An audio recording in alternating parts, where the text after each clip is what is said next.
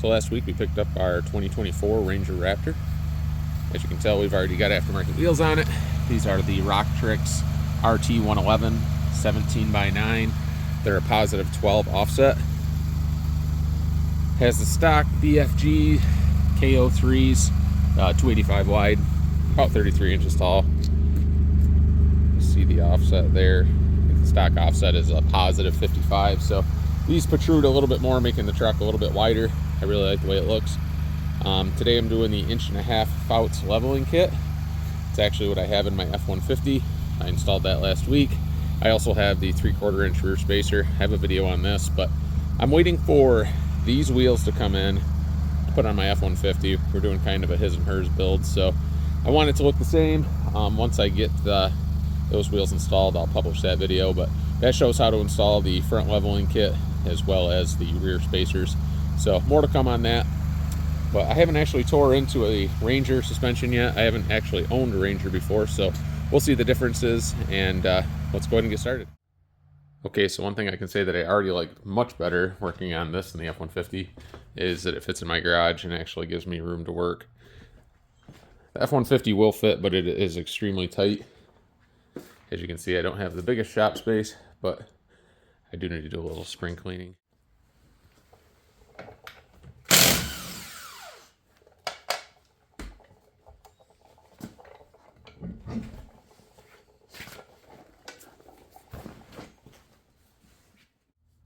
Okay, so as you can see, we have a standard Fox coilover strut here.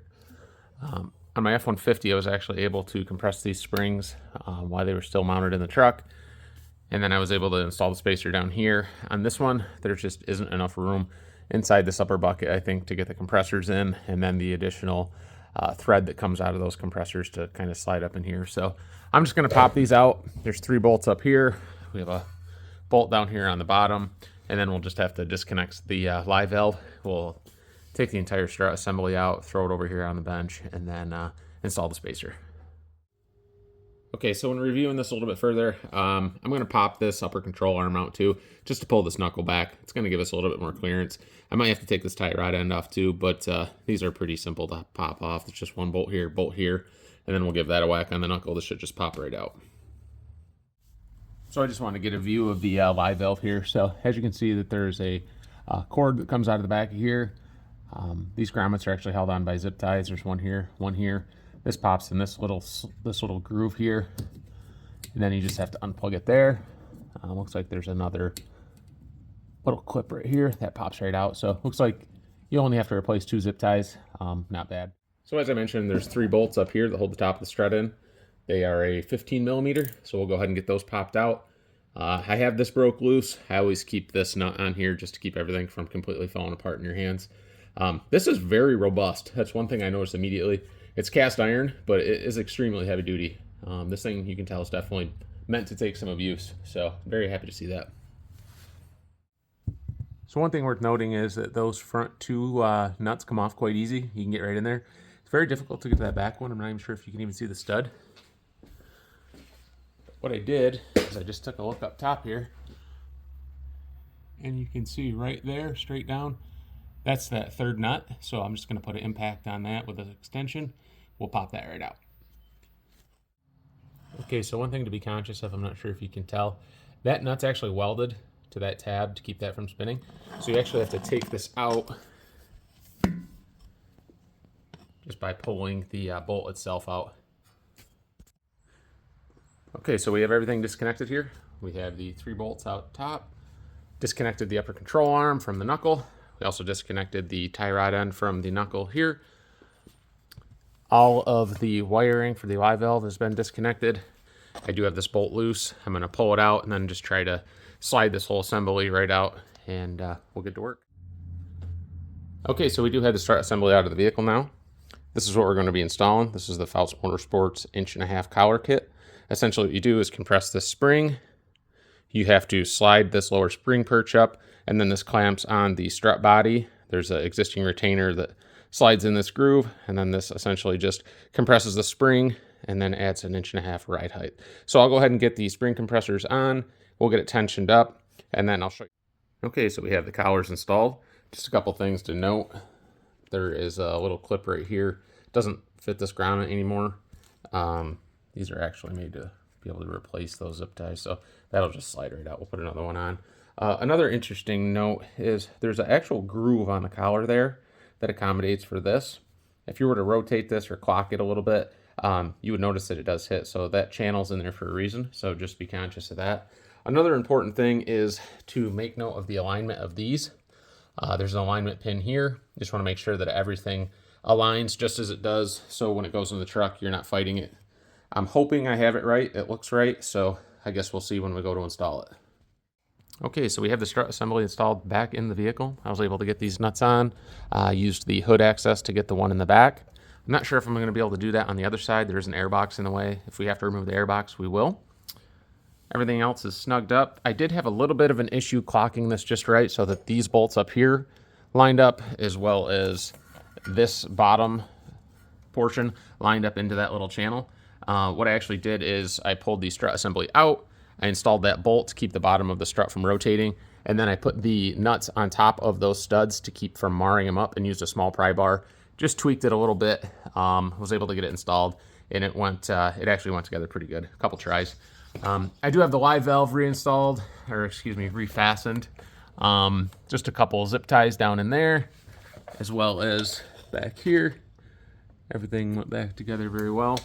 I will say that the F-150 is significantly faster as far as installing this kit if you leave the strut assembly installed and just put the spring compressors in here.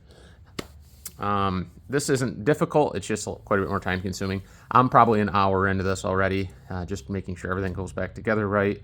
The other side should go a little bit faster, but we'll tear into that now. I don't think I'll record that, but if I run into anything, I will turn the camera on.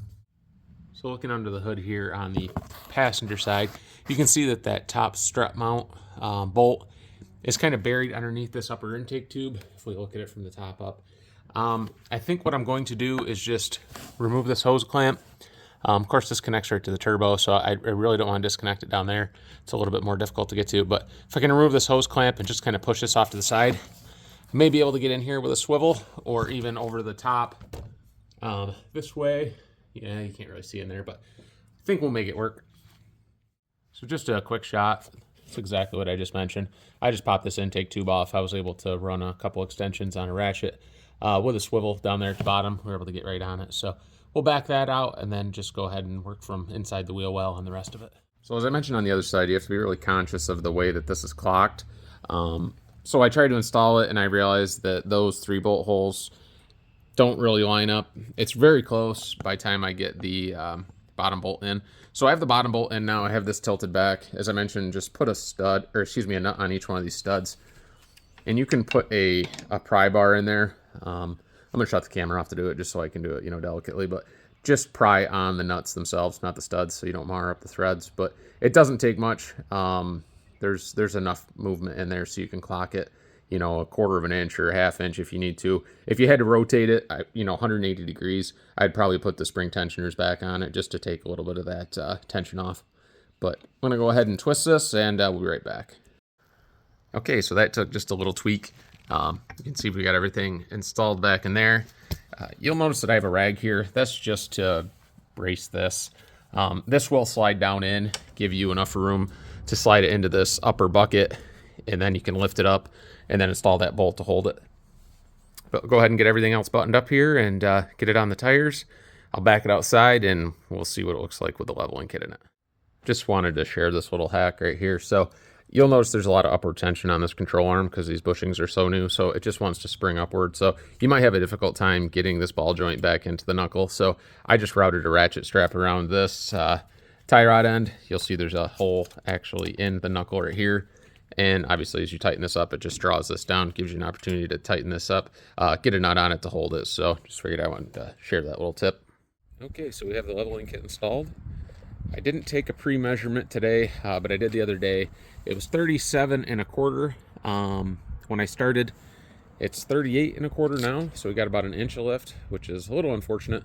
I almost went with the 2 inch because there's so much rake on this. There's still about 1.5 inches of rake from front to rear. So if I was to do it again, I think I would go 2 inch, but you definitely have to put a ton of tension on those front springs in order to get those collars on. So If you were to go 2-inch or even 2.5, I would probably take it to a shop, let them put it in an actual spring compressor instead of using those little tools. Those things can be pretty dangerous, and I will say that you had to tighten these up a lot more than you did the 1/2 ton. So just be, careful when you're using them. But overall, I'm pretty happy with it. It sits a lot better than it did. But we'll do a review of this versus my F-150 as soon as that's completely done. I do have some decals coming for this to make them orange, so it matches the F-150. Again, doing the his and her theme. That does have orange tow hook covers. I will be putting those on here as well, but we'll do some more videos soon.